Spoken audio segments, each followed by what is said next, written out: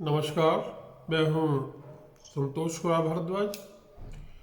आज मैं आपके सामने बहुत ही संक्षेप में परमपिता परब्रह्म परमेश्वर के प्राकट्य यानी निराकार से साकार रूप में प्रकट होने का वर्णन कर रहा हूँ। ईश्वर अजन्मा है, अव्यक्त है, व्यक्त भी है, प्रकट भी है, अप्रकट भी है, साकार भी है, निराकार भी है, सगुण है तो निर्गुण भी है। तो ईश्वर ने जब मन में संकल्प किया कि मैं प्रकट हो जाऊं, तो उन्होंने अपने आप को गोलोक में प्रकट किया। यानी गोलोक जो है वो ब्रह्मांडों का केंद्र है। यहाँ जब परमात्मा प्रकट हुए तो उनका रूप था श्री कृष्ण। भगवान श्री कृष्ण से ही माता भगवती प्रकट हुई। माँ भगवती की जीभ से देवी सरस्वती प्रकट हुई। देवी सरस्वती के दाएं भाग से राधा जी प्रकट हुई और माता लक्ष्मी प्रकट हुई। उनका शरीर, ईश्वर का शरीर श्री कृष्ण और शक्ति राधा जी हैं। भगवान श्री कृष्ण और राधा जी से विराट पुरुष उत्पन्न हुए और उन्हीं को ही हम महाविराट पुरुष कहते हैं। उनके शरीर पर जितने रोम हैं उतने ही ब्रह्मांड हैं।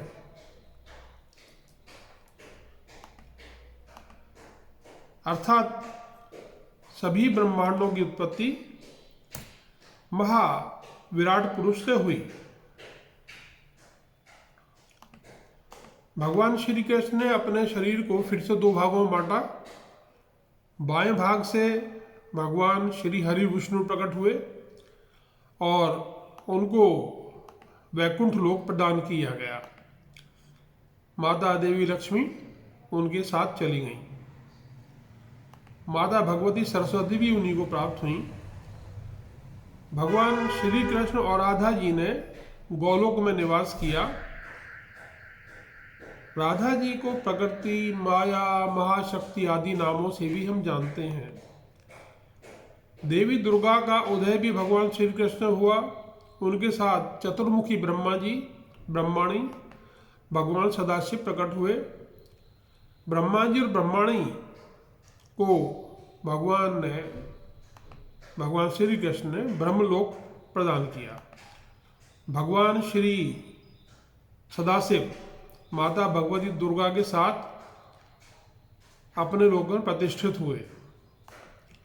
माता सरस्वती ने अपने आप को दो भागों में विभाजित किया और एक भाग के साथ वो ब्रह्मलोक में स्थापित हुई। भगवान शिव के संगीत का आनंद लेते हुए भगवान श्री कृष्ण और राधा जी अचानक गोलोक में लय हो गए, एक दूसरे में मिल गए।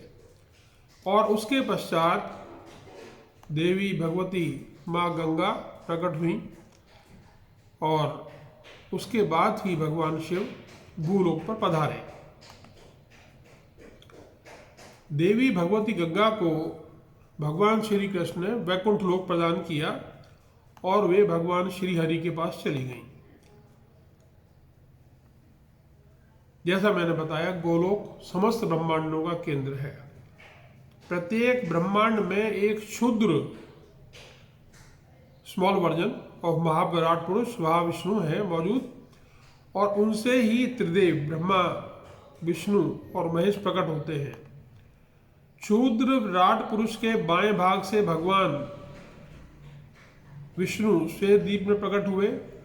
उनके नाभि कमल से ब्रह्मा जी प्रकट हुए और ब्रह्मा जी के मस्तिष्क से भगवान शिव प्रकट हुए। भगवान शिव को हम महेश के नाम से भी जानते हैं। उनका स्थान है कैलाश पर्वत।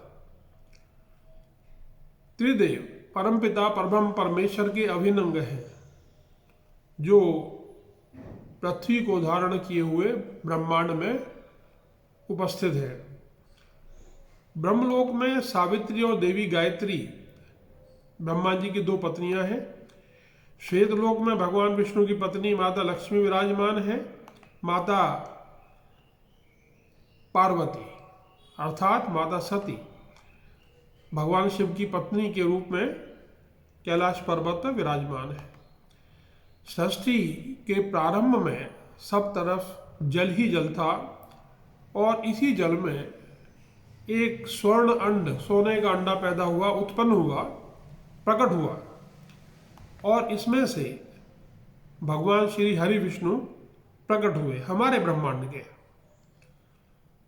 अब उन्होंने इनको हम भगवान श्री नारायण के नाम से भी जानते हैं, और इन्होंने जल को दो भागों में विभाजित कर दिया, स्वर्ग और पृथ्वी।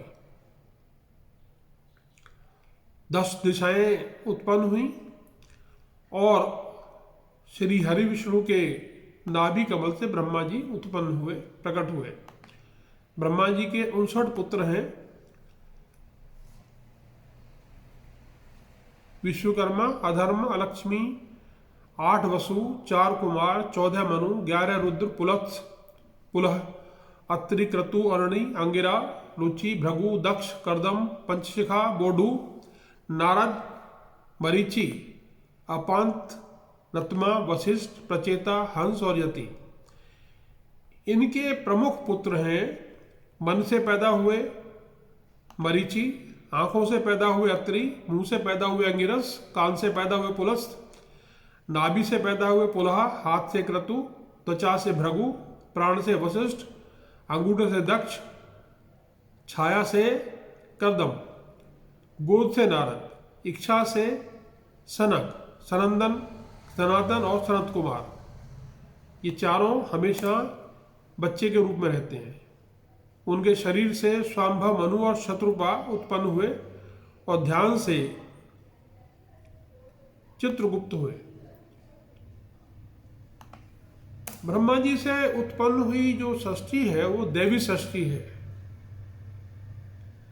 अब ब्रह्मा जी ने निश्चय किया कि मुझे मैथुनी षष्ठी की रचना करनी चाहिए। उन्होंने अपने शरीर के 2 भाग किए, एक भाग पुरुष, दूसरा स्त्री। इनके नाम मनु और शत्रुपा हैं। और इसके बाद ब्रह्मा जी के पुत्र मरीचि के पुत्र कश्यप से मैथुनी षष्ठी की शुरुआत हुई।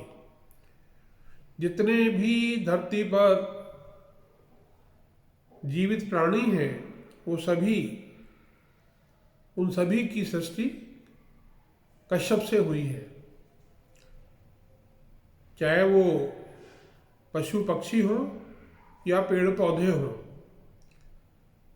तो संक्षेप में इतना ही कहना है कि परमात्मा अपने आप को एक से आगे आगे आगे आगे सूक्ष्म रूप में विभाजित करते चले जाते हैं और अंत में जो सबसे छोटा लघु रूप है हम अपने आप को मान लेते हैं।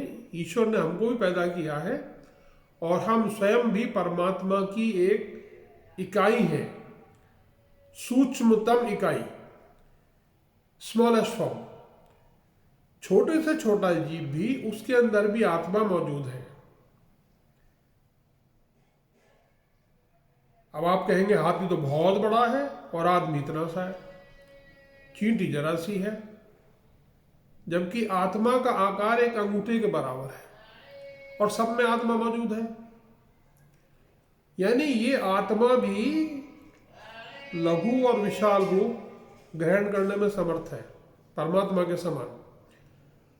जैसे ही ये जीव के प्राणी के शरीर से आत्मा अलग होती है, ये अंगूठे के आकार में आ जाती है। यानी ये वो प्रभाव क्षेत्र है जिसमें आत्मा मौजूद होगी।